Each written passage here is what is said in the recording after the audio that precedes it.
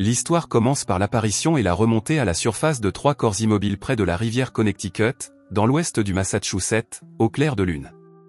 Plus tard, nous voyons l'inspecteur Thomas, qui travaille à la criminelle, attendre à la gare sud de l'aéroport de Boston pour accueillir sa fille Emma Craven. Thomas est un père célibataire qui résout des affaires d'homicide à Boston depuis longtemps.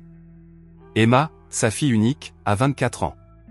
Après avoir acheté des snacks, Thomas trouve Emma prête à l'aéroport. Au moment où il s'apprête à partir, Emma vomit, ce qui inquiète Thomas.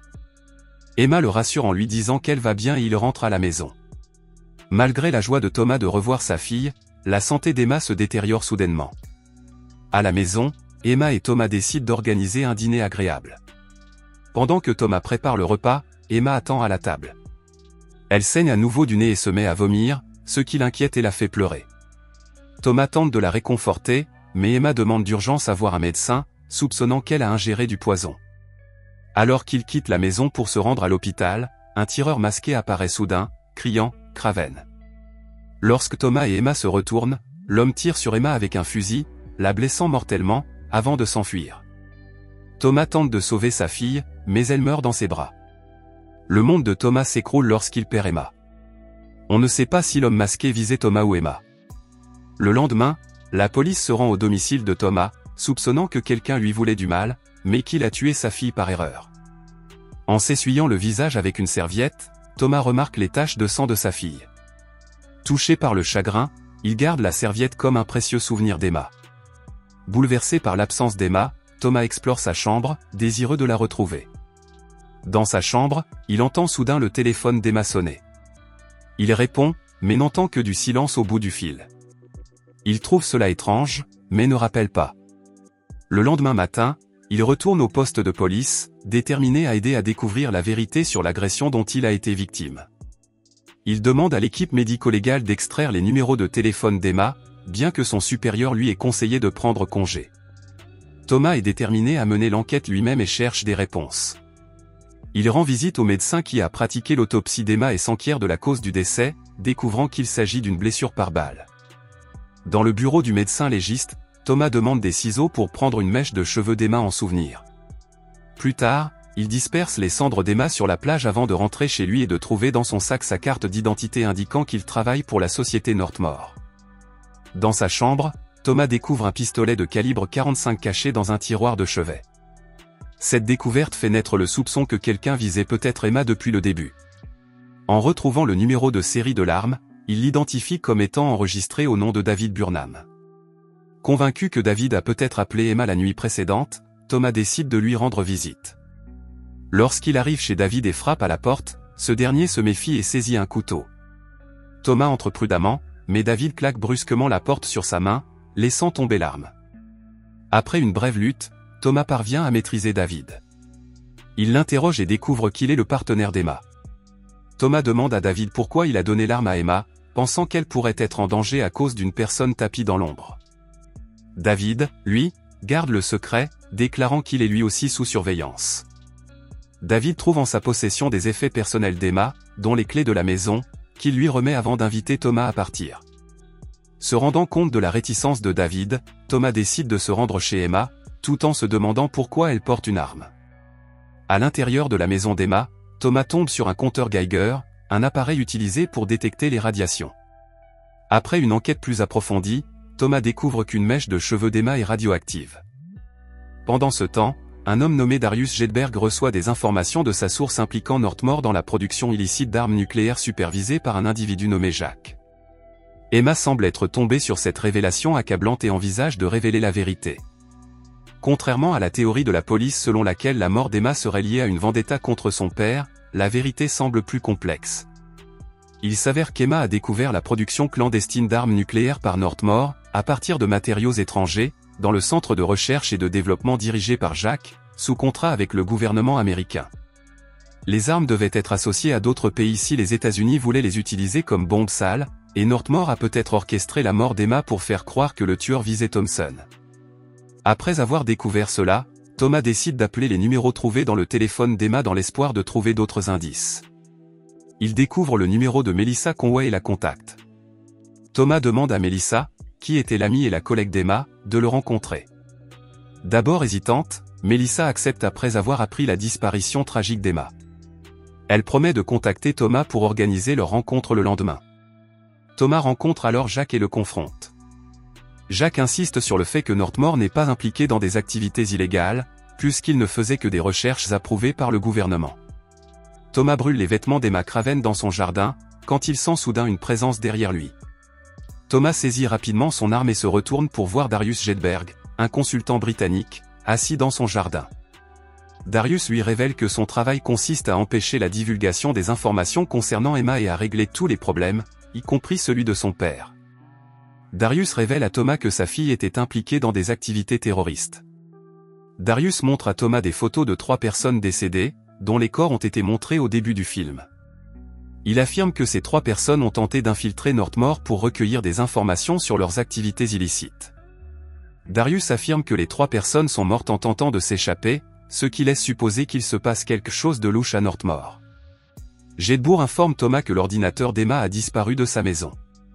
Malgré cette révélation, Thomas refuse de croire que sa fille est impliquée dans des activités illégales à Northmore.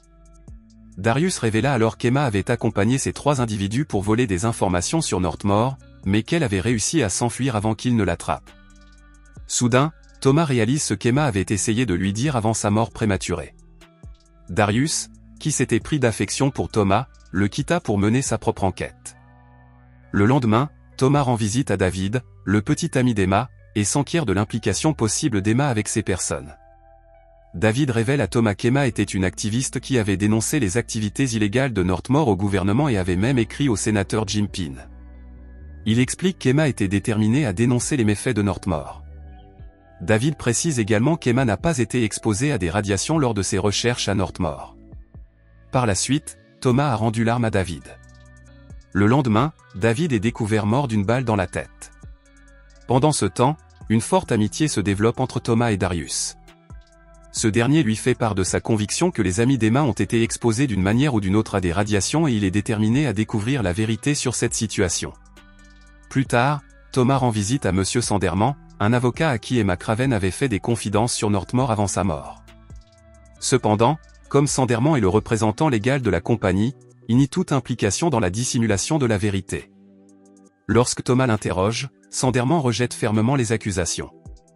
Ne pouvant obtenir aucune information utile de Sanderman, Thomas rencontre Melissa, l'une des amies d'Emma au sein du groupe d'activistes. Melissa lui révèle que Jack, le propriétaire de Northmore, se méfiait d'Emma. Celle-ci avait confié ses inquiétudes à Melissa, la soupçonnant d'avoir été empoisonnée par Jack.